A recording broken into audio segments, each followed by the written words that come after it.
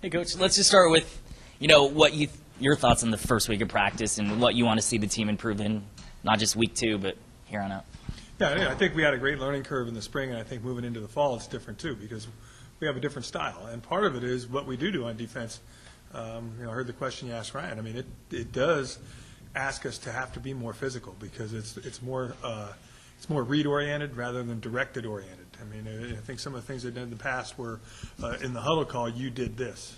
And now a lot of the things have to be read on the run, and the only way you can really get a look at that is by getting some live repetitions. So there are more live bullets probably than they're used to having in the past, and I think that they're responding extremely well, but it's different for them.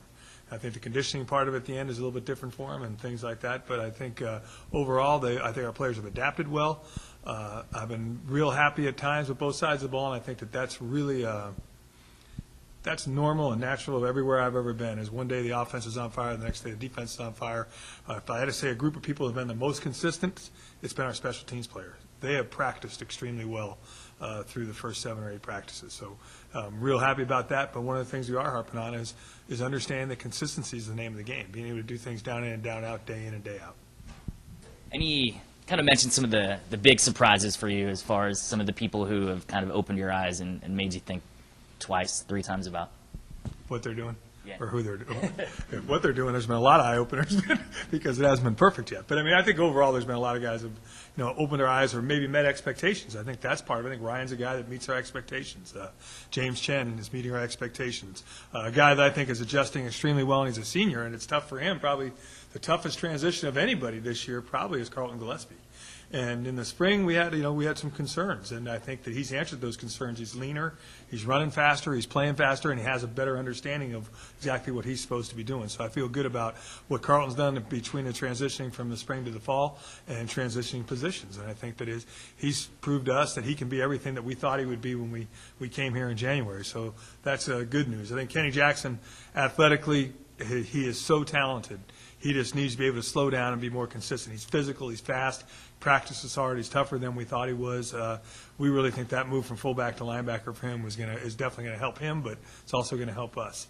I think the expectations you have for David Fullerton and Asa Jackson, Xavier Gardner, I think those guys have all met those expectations. There's some freshmen that really impressed. Bijan Samudi.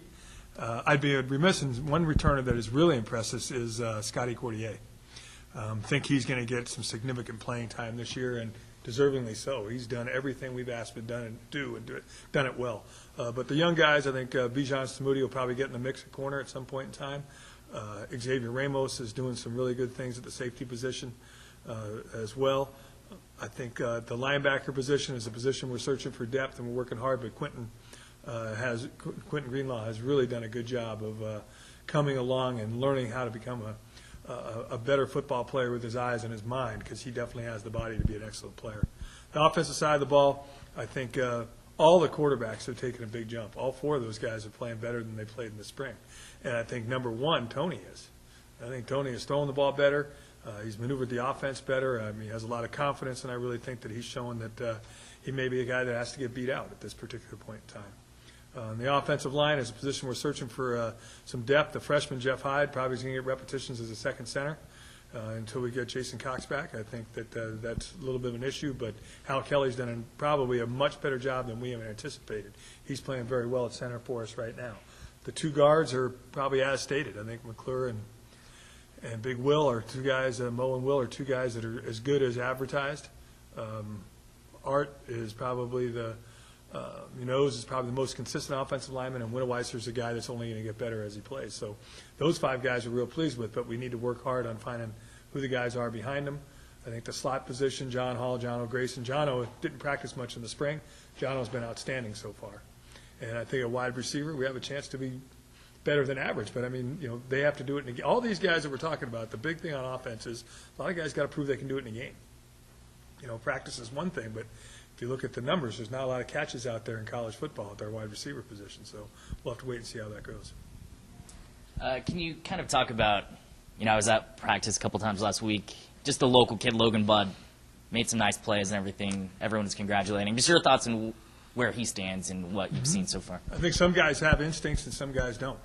he has tremendous instincts about the game of football, and some of the things that we would like to see him be a little bit faster and things like that, but he makes up for it by doing the right things and being in the right place. And all he does, he makes plays.